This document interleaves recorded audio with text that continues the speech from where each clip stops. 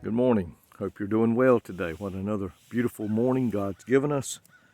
It's another good day to have a great day for the Lord. And I pray that you'll do that today. I want to look at Exodus chapter 3, and I want to look at verse 13. And it's Moses talking to God. God's come down in the burning bush and has told him he wants him to go to Egypt and lead the people out. And he says, Then Moses said to God, Indeed, when I come to the children of Israel and say to them, The God of your fathers has sent me to you, and they say to me, What is his name? What should I say to them? Moses had spent time coming up with every excuse he could as to why he shouldn't be the one that God would send to Egypt. And I think sometimes we kind of be hard on Moses about the way he talked back to the Lord when we ourselves sometimes are guilty of the same thing. Listen to what some of the things are we would say.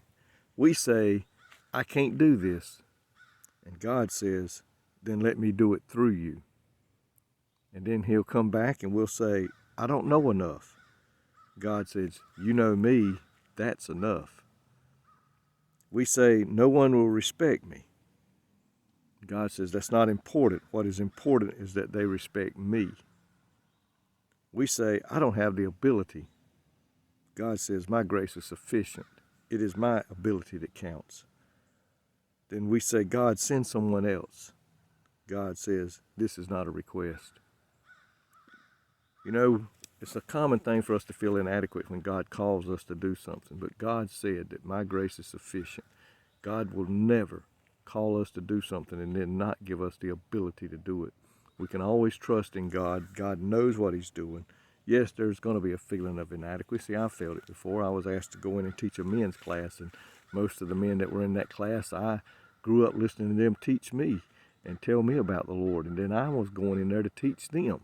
And it can be overwhelming. I know that feeling. I'm speaking from experience. But you know what? If we'll just go forth and put forth the effort and make the effort, God will give us the ability to do that. He doesn't call those who are equipped.